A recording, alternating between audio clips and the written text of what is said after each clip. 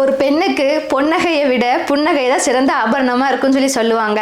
ஆனா இப்ப வர எல்லா காலகட்டத்திலையும் பொன்னகை மாதிரி இருக்கக்கூடிய நகைகளை விரும்பாத பெண்களே இருக்க முடியாதுன்னு தான் சொல்லணும். அந்த வகையில நான் மட்டுமே விதிவிலக்கு கிடையாது. வாங்க என்னோட ட்ரெஸ்ஸிங் டேபிள் எல்லாம் எப்படி ஆர்கனைஸ் பண்ணி வச்சிருக்கேங்கிறத உங்களுக்கு காட்டுறேன்.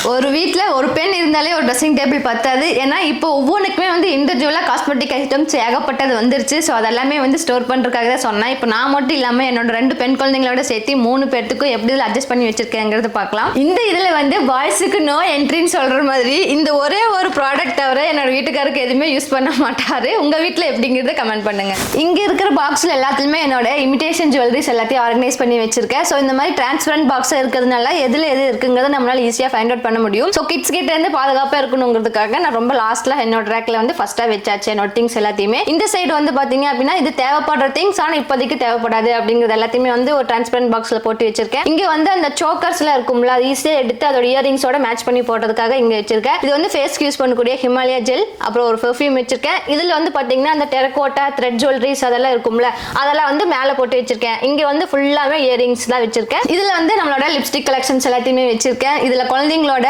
பேங்கிள்ஸ் வச்சிருக்கேன். எங்க வீட்டுல என்னோட தங்கச்சியும் சரி, அவங்க சைடுல அவங்களோட தம்பியோட வைஃப் சித்தியும் சரி, எல்லாருமே எங்க போனாலும் என்னோட அம்மா அப்பா அவங்க அம்மா அப்பா குழந்தைங்க இருக்காங்கன்னு சொல்லி ஒவ்வொரு டைமும் பாசி வளையல் ஹேர் கிளிப் ஹேர் பேண்ட்னு சொல்லி வாங்கிட்டு வந்தேன். இப்போ அவங்களுக்கே ஒரு ட்ரெஸ்ஸிங் டேபிள் தனியா வைக்கணும் போல இருக்கு. ஸோ அவங்களோட திங்ஸ் எல்லாத்தையுமே இந்த இதில் கவர் அப் பண்ணி வச்சாச்சு. இது ரெகுலரா நம்ம யூஸ் பண்ணக்கூடிய பேண்டு, அதுக்கப்புறம் கிளிப்ஸ் எல்லாம் இங்க போட்டு வச்சிருக்கேன். இங்க நம்ம ரெகுலரா தலை சீவறதுக்கான சீப்பு, அப்புறம் பொட்டு, பின்னூசி, குங்குமம் அதெல்லாமே இந்த ஒரு செக்ஷன்ல போட்டாச்சு. இது ஃபுல்லாமே என்னோட கண்ணாடி வளையல் பேங்கிள்ஸ் தான் வச்சிருக்கேன். ஸ்டாண்ட் வாங்கினோம்னா ஒரு வளையல் கூட மிச்சமாகாது, அதனால நான் ஃபுல்லாமே கவர் பண்ணி வச்சிட்டேன். இதுலயுமே அதே மாதிரி தான், நம்மளுக்கு இப்போதைக்கு தேவையில்லை ஆனா ரேர் யூஸுக்கு வேணுங்கிறது எல்லாத்தையுமே இந்த மாதிரி ஒரு பாக்ஸ்ல போட்டு வச்சாச்சு. ஸோ தட் நம்மளுக்கு கசகசான்னு எல்லாமே ஃபில் ஆயிருக்காது. இதுல செக்ஷன்ல ஃபுல்லாமே என்னோட குழந்தைங்களோட ஹேர் பேண்ட்ஸ் தான் போட்டு வச்சிருக்கேன். இந்த இடத்துக்கு பாத்தீங்க அப்படின்னா நம்ம கண்மையெல்லாம் வச்சிருப்போம். நைட் கிளியர் பண்றதுக்காக கோகனட் ஆயில் அப்ளை பண்ணி இது துடைக்கிற கிளாத்தா மட்டும் இது வச்சிருக்கேன். இது காட்டன் கிளாத்தா இருக்கிறதுனால இந்த வீடியோல நான் ட்ரெஸ்ஸிங் டேபிள் எப்படி ஆர்கனைஸ் பண்ணி எனக்கு ஈஸியா இருக்கிற மாதிரி வச்சிருக்கேங்கிறத காட்டியிருக்கேன். என்கிட்ட இருக்கிற இமிடேஷன் ஜுவல்லரி கலெக்ஷன்ஸ் எல்லாமே பெரிய வீடியோல நான் ஷேர் பண்றேன். இந்த வீடியோ உங்களுக்கு பிடிச்சிருந்துச்சுன்னா இதோட கண்டினியூட்டி பார்க்கிறதுக்கு பெரிய வீடியோவை மறக்காம செக் பண்ணி பார்த்துக்கோங்க.